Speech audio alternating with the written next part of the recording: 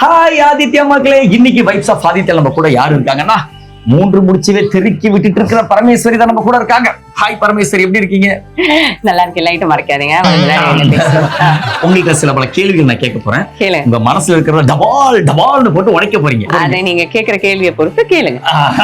Okay, நீங்க அதிகமா செலவு பண்ணக்கூடிய விஷயம் எது? உணவு. உணவு. சோறு.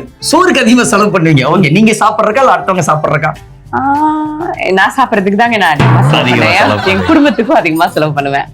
வெரி குட்ங்க. அதிகமா உங்களை பார்க்கும்போது சாரியில தான் நாங்க பாக்குறோம். உங்களுக்கு சாரியை தவிர ஒரு அவுட்ஃபிட் வந்து எது எது ரொம்ப ரொம்ப பிடிக்கும்? மோஸ்ட் ஆஃப் தி டைம் நான் வந்து சாரியில இருப்பேன். ஏன்னா நான் சாரியில தான் ரொம்ப அழகா இருப்பேன்னு எல்லாரும் சொல்லுவாங்க. அதனால நான் எப்பவுமே கொஞ்சம் சாரி கட்டிப்பேன். காலையில எந்திரிச்ச உடனே நீங்க பண்ணக்கூடிய முதல் விஷயம் என்ன? நீங்க என்ன பண்ணுவீங்க? காலையில எந்திரிச்ச உடனே நீங்க என்ன பண்ணுவீங்க? நான் எந்திரிச்ச உடனே பெரியவங்க காலில் வந்து ஆசீர்வாதம் வாங்கிட்டு சரி, நீங்க நடிச்சதுக்கு அப்புறமா ஐயோ இது மட்டும் நம்மளுக்கு நடிக்க வரமாட்டேங்குதுன்னு என்னைக்காவது ஒரு நாள் தனியா உட்காந்து ஃபீல் பண்ணிருக்கீங்களா? அந்த மாதிரி எனக்கு நடிக்க வரமாட்டேன்னு நான் வந்து இது வரைக்கும் எதுவுமே ஃபீல் பண்ணதில்ல. அந்த மாதிரி ஒரு ரோல் எனக்கு கிடைச்சது இல்லை அப்படின்னு தான் சொல்லணும். ஏன்னா நான் எல்லாமே பண்ணுவேன், பர்ஃபெக்டா எல்லாமே எனக்கு வரும் அப்படி எல்லாம் நான் சொல்ல விருப்பப்படல.